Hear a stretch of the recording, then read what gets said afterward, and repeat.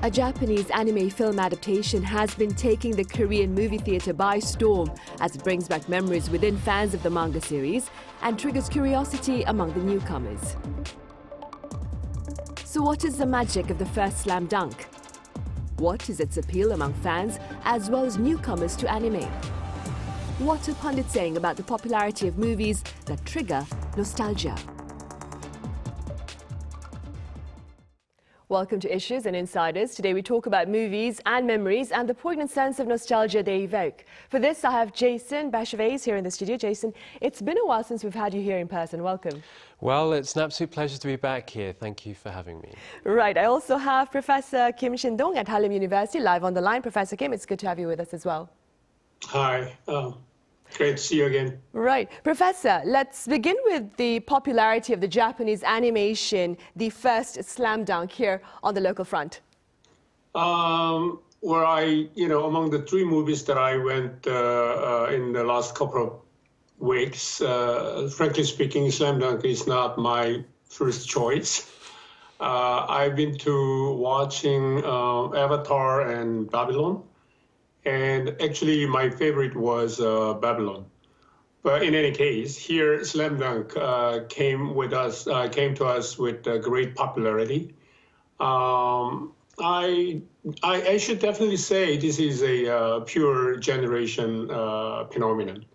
Over like 60% of the viewers were men, and almost 70 to 80% of them were in their 30s and 40s. It's not a movie-going thing, the usual movie-going thing, but I'd say it's a consumption of memories, and nostalgic memories, romantic memories of whatever kinds they built. Different from music, movies or dramas are not easy to consume repeatedly. Taste of music mostly develops in teens and 20s. And this lasts for the rest of their lives. People keep listening those songs they loved when they were young. Sometimes you're watching old movies, but it's kind of rare and not handy to find old films that you liked in the past. But in the case of Slam Dunk, I think it directly hit the soft spot in people's memories. So I'd say this is, first of all, a generation thing, and it's directly linked to the personal memories. Right, and staying with that, Jason, how do you explain the hype surrounding the first slam dunk? And have you seen it yourself? I have. I went to see the dub version, actually. I wasn't able to see the subtitle version because of my schedule, and I wasn't expecting to enjoy it as much as I did. And it's just so beautiful. It's really well crafted. It's got a really interesting narrative structure. It kind of centers on this basketball game, and it kind of flashes back to various of the characters' backgrounds, so we get to learn more about them. And so that's the kind of the genius behind it, because it's very much for the fans, as Professor Kim has mentioned, that a lot of the viewers that went out to see this film were fans of the original manga series back in the 90s. But also it's a film that's really accessible for those who have, they're not familiar with the original content. So, and I fall into that kind of category, and I really enjoyed it. My wife's gone to see it. It's kind of spilled out into the, the other demographics that wouldn't necessarily check the film out, on its first weekend. Because on its first weekend in early January, it was mainly men in their 30s and 40s checking out this film. They were really excited. It was generating a lot of interest on social media platforms. And even, part of kind of chat groups as well. And people are going to see it, not just once, but multiple times. They go see the original, subtitle version, then the dub version. And, in terms of films generating kind of longevity at the box office, it's important that, it generates strong word of mouth, but also it's important that people go out to see it, more than once. And you see that with not just this film, but Avatar and Top Gun, Maverick.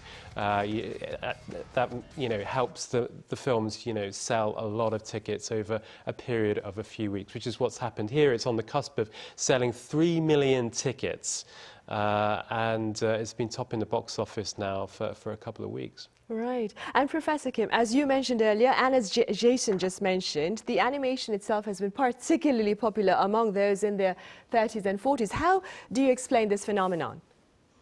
Well, I would say this is a kind of typical case of media intertextuality between manhwa or manga and film.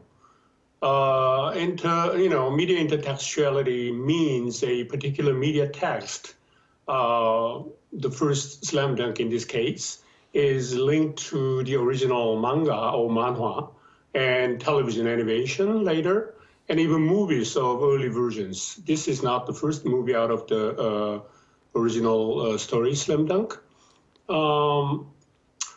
Media consumers interpret the first Slam Dunk in relation with the pre-existing text. I mean, of course, there are new viewers, newcomers who never experienced a Slam Dunk, such as me.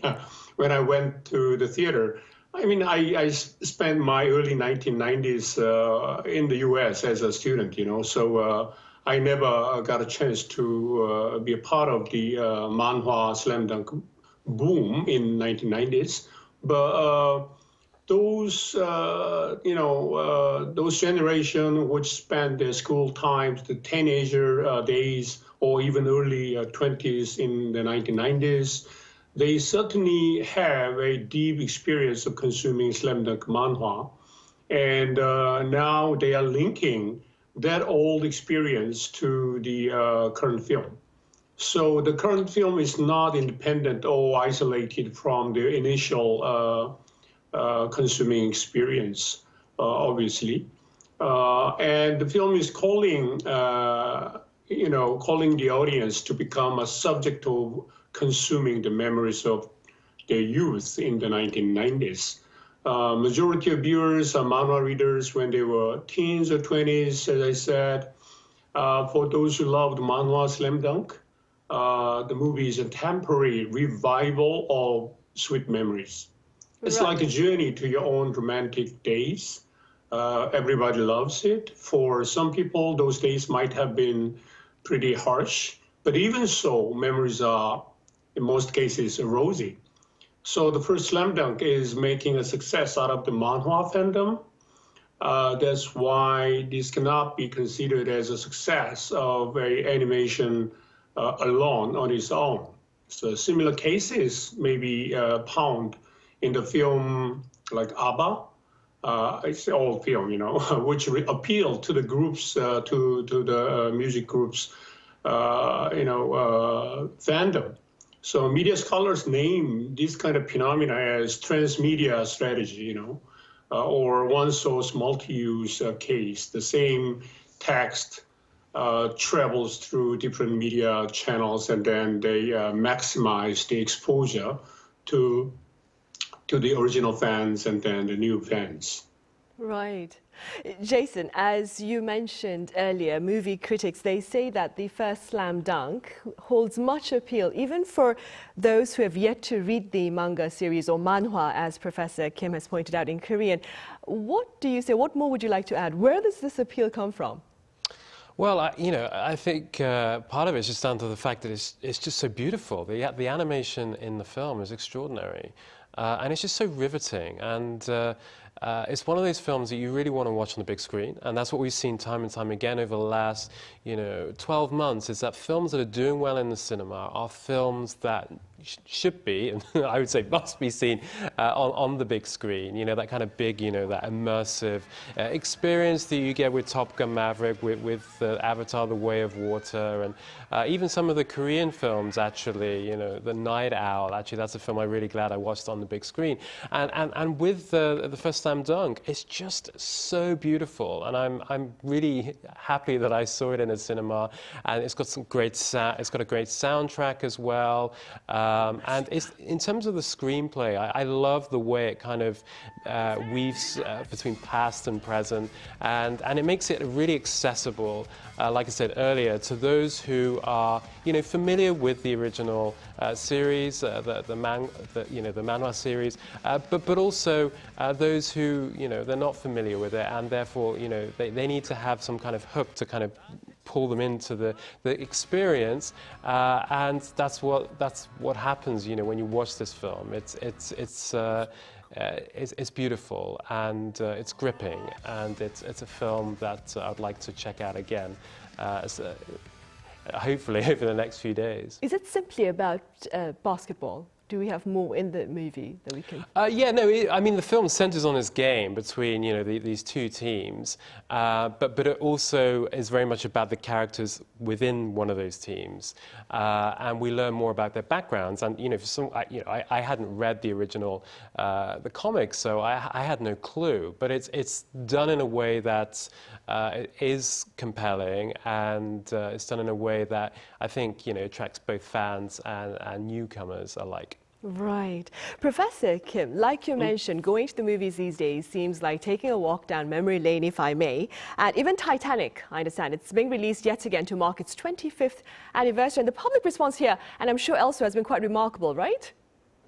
But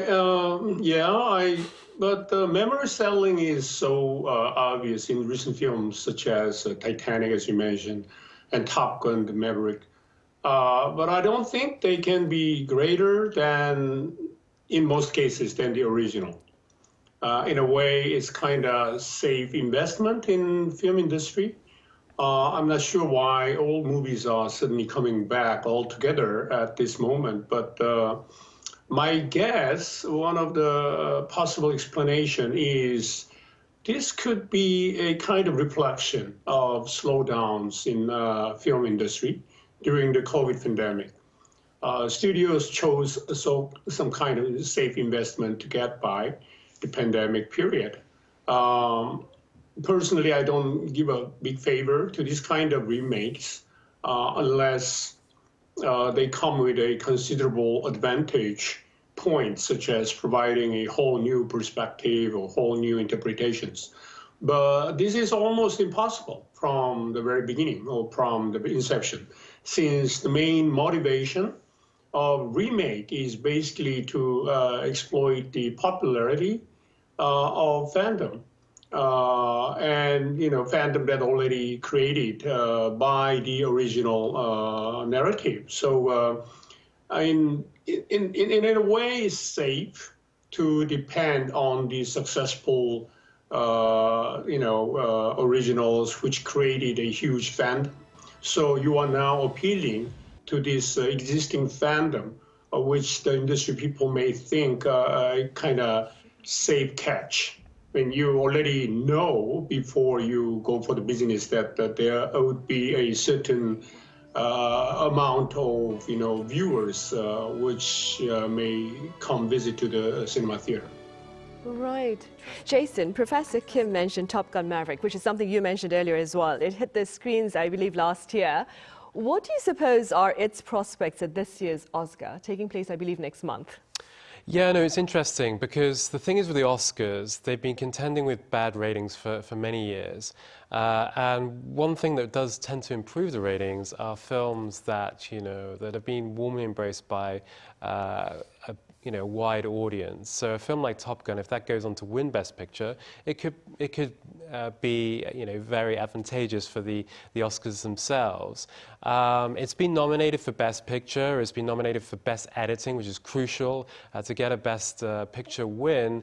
Almost all films that have won, including Parasite, of course, were nominated for Best Editing. I think one of the only exceptions was Birdman, which was this supposedly filmed in just one long shot, it surprisingly didn't get nominated for Best Cinematography, which is extraordinary, given the the film is incredible in terms of the visuals.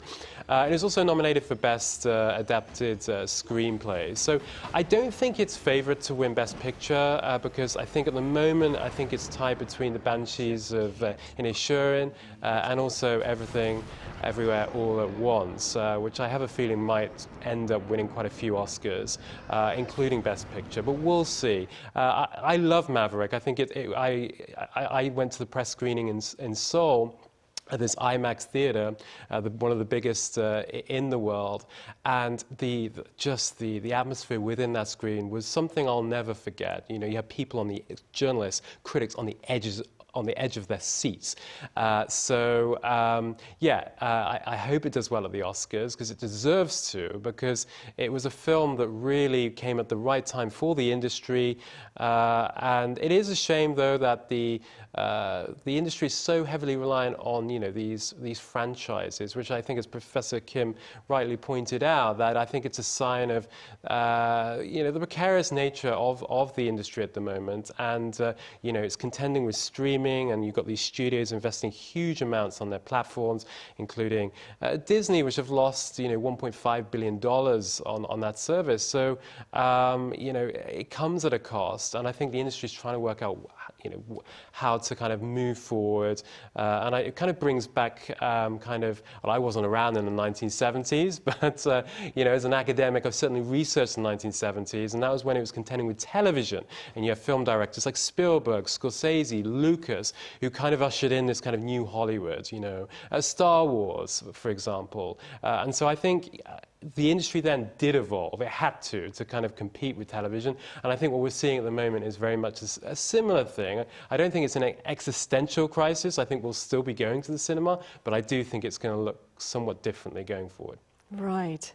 Staying with sequels, Professor Kim, not all are able to move audiences, though. The Korean movie Ditto in English, it's known as 동감 in Korean, was remade and released last year, 22 years after its initial screening, but it failed to secure crowds. Having said that, Professor Kim, what factors do you think are essential to ensure the success, perhaps, of a remake?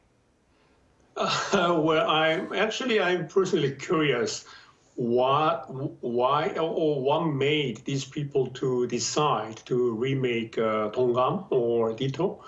Personally, I love the movie, you know, and I could still remember part of the movie, you know. But if I was the person who has to make the decision, probably this is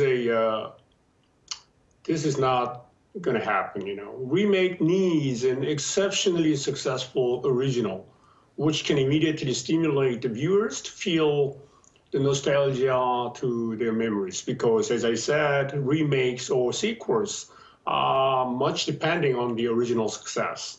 So unless the original wields the great extent of power and large enough fandom, then depending upon that is not kind of, you know, anticipating thing. So I don't think 동감 was such a strong film, even if it was quite successful, you know, 2 decades ago. But I don't think it created its own like a fan base. I like the film, but I'm not sure if I would want to repeat the similar viewing. Remakes works better with, I think, classic tales, such as 춘향전, or better known examples would be like 서유기 or Journey to the West, or 삼국지, or the Tale of Three Kingdoms, because, not simply because these are classics, but there are more kind of space for different interpretations and directions, sort of creations with these tales, you know.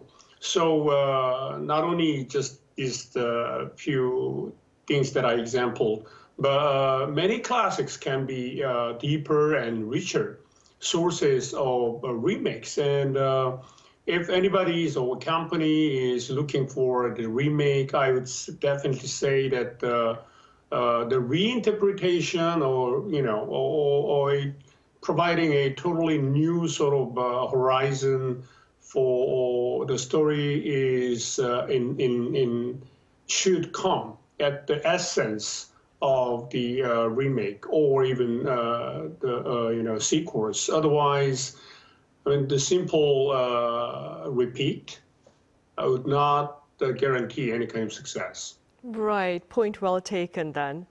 Jason, back on the Oscars, the upcoming Oscars that is, let's touch upon the movie you mentioned, Everything, Everywhere, All at Once, which I suppose has secured 11 nominations, Oscar nominations. What makes this movie so special, do you think? Well, I think chiefly it's a lot of fun. I mean, it brings together a lot of genres. I think, I guess you could compare it to a film like Parasite, because Parasite was dealing with, very kind of difficult social themes, you know, social disparity, but it was also a very entertaining film for most parts of it. And I think that's also true of Everything Everywhere All at Once. I think in terms of diversity, I think it's embracing diversity in a really creative way. It's just really fun, and it also brings together all these genres. You've got martial arts, you've got sci-fi, you've got different kind of worlds kind of colliding, and it's a bundle of fun, and it's kind of also followed a similar trajectory to Parasite. Not quite the same. I mean, Parasite, of course, premiered at the Cannes Film Festival. But this film, you know, it wasn't released kind of during the full festival circuit. It was actually released earlier on. And despite all the kind of new kind of Oscar kind of, I guess, films that would potentially generate Oscar attention, they tend to get released or at least screened at festivals such as Venice or Telluride or Toronto. And yet, despite all that, the fact that it was released earlier, it still kind of came through as a film that was generating a lot of awards attention, and it's just a popular film with voters and audiences alike. You know, the directors, the Daniel brothers, I see them going to, you know, to really high places in the film industry. They're going to be very much in demand over the next few years. You know, it's an original film, and I think that's what the industry wants. Sure, it's grateful for Tom Cruise and Maverick, you know, Top Gun Maverick, and also, of course, James Cameron and the Avatar sequel, but it also needs original kind of storytelling, and that's what's on display here. It's embracing diversity, so it kind of hits all the right, you know, buttons. And as it were, I think, if my money is on a film doing really well at the Oscars, I think that's it. Right. And back on the local front, Professor Kim, very briefly speaking, movie theatres in recent days here in the country have joined hands with K-pop artists to screen documentaries about them as well as their performances. Do you suppose such collaborations come perhaps as part of efforts to ease the hardships that the movie industry is facing in recent years, given the popularity of streaming services and so forth? Well, I guess this is also the same case of transmedia strategy from both the film and music industry. As I cited an example of ABBA movie, or, you know, there are many others. Like recently, I could remember there was a movie from Elvis. There was another huge success. I forgot, what was that, the British singer, you know. A couple of years ago, we had a great return of that music onto the screen, you know. So music fandom can be easily exploited for concert films. If the film is looking into pop stars' personal lives or behind stories, the fandom will respond even more actively, I guess. The greatest advantage of the film media is also, you know, its wide global reach at an incomparably affordable cost. So there's this huge possibility, especially when you are looking into a globally popular pop stars or music groups. But the practical problem is that even if they know that they can exploit a huge fandom, movie making, especially for the real stars, which is wielding the great popularity at the very moment. The movie making is taking a lot of time and energy from them. So, when you are at the apex of your popularity, you don't have time to make movies, Right. And speaking about time, you have to, you have to provide and speaking about concerts. time, Professor Kim, I'm afraid we'll have to stop there because of a lack of time. But thank you so much, Professor, as always, for your thoughts on this subject as well. And Jason here in the studio, thank you so much for being with us. Thank you. It's been an absolute pleasure. Right. Well, that ends this edition of Issues and Insiders. Thank you for watching. See you same time tomorrow. That would be Thursday.